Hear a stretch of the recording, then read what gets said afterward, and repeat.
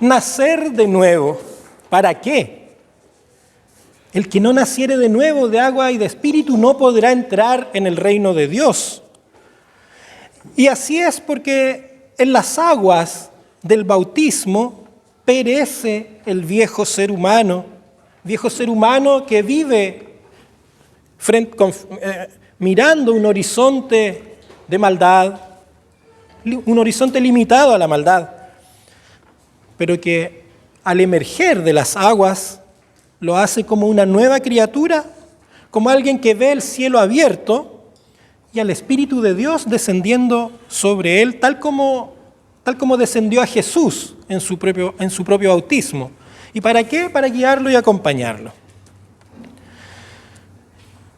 Hoy recordamos que en Cristo somos nuevas criaturas y nuestro horizonte ya no es la maldad, sino la vida plena. Y podemos vivir entonces amando la vida, amando a los que nos rodean, venciendo los obstáculos con la ayuda divina y llevando esa misma fuerza a los más débiles.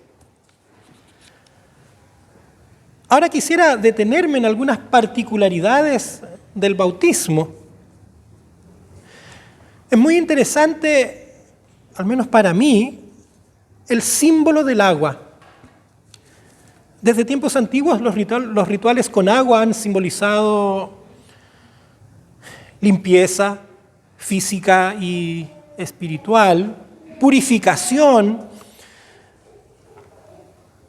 tránsitos desde estados negativos o de muerte hacia otros positivos que son de vida. En tiempos de Jesús, además, el agua representaba el depósito del mal, de los malos espíritus, de los demonios.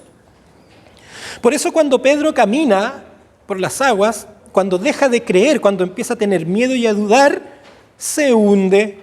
La falta de fe, lo que está lejos de Cristo, es inundado.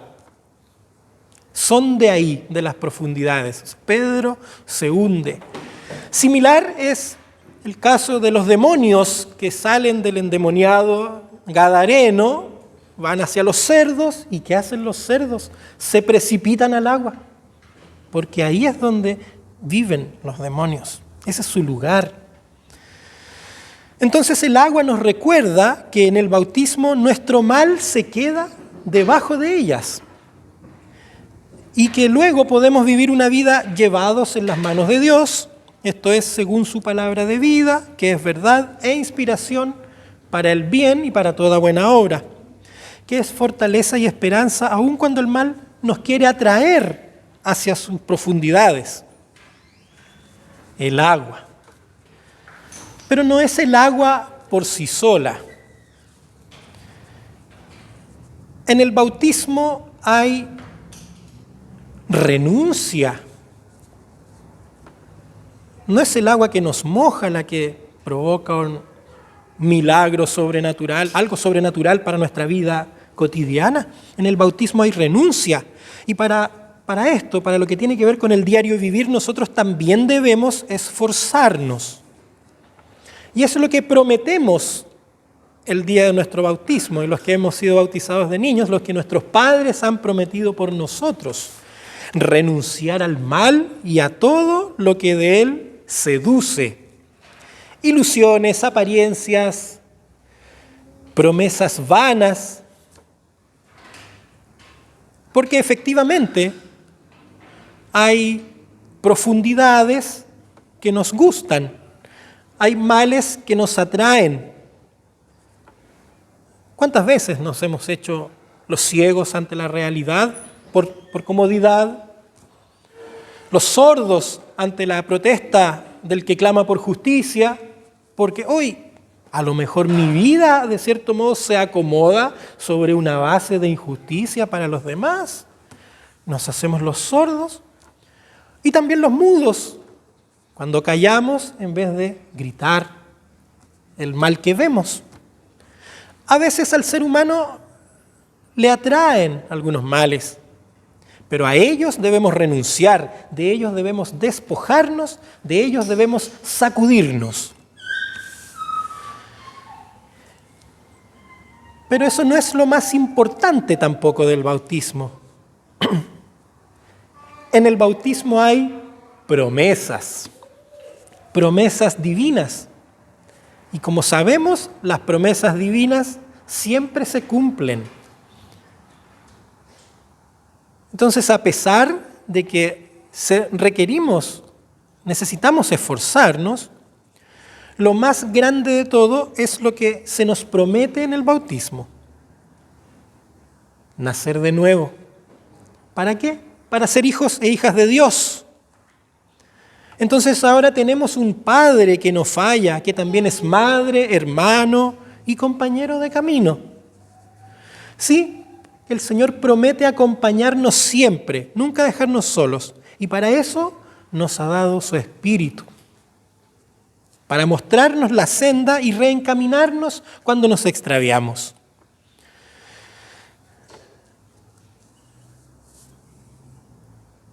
No hay límites para el bien de Dios. Tiene la fuerza suficiente para levantarnos aún en nuestros peores momentos. El bien de Dios es una luz que rompe toda oscuridad. Es una vida sobre la cual el mal ni nada puede prevalecer. Y dentro de esta promesa se vive otra que es muy grande también.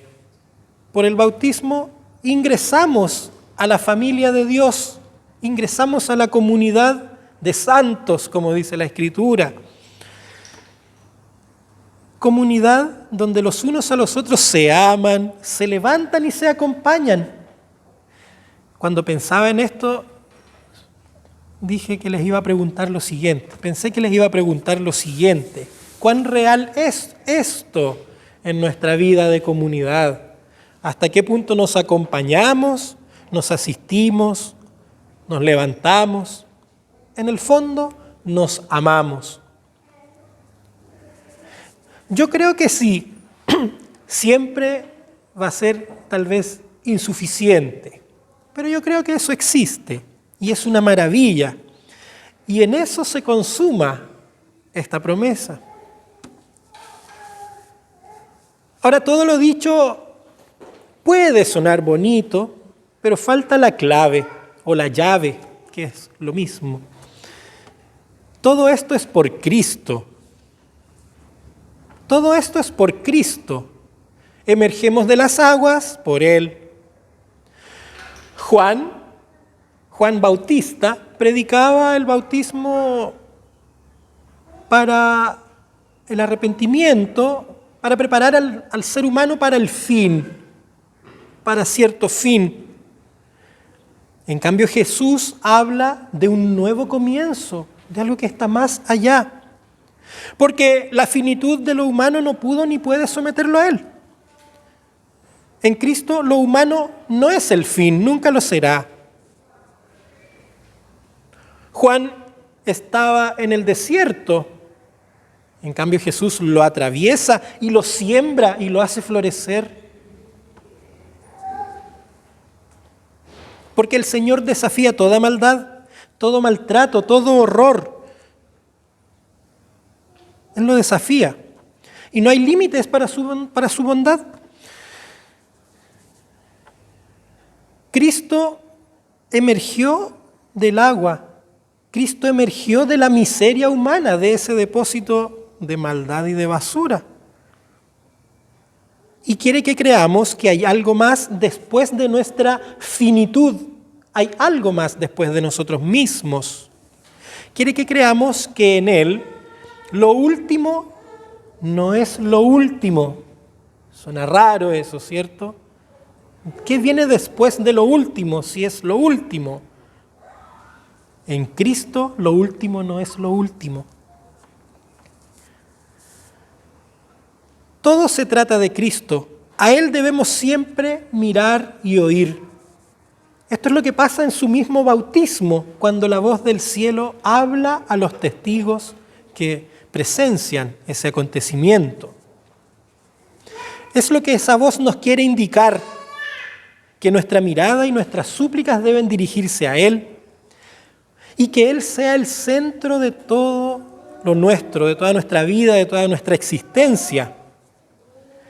Cuando recordamos el bautismo, recordamos también esto y recordamos esta voz que nos invita a unirnos a Él para volver a comenzar.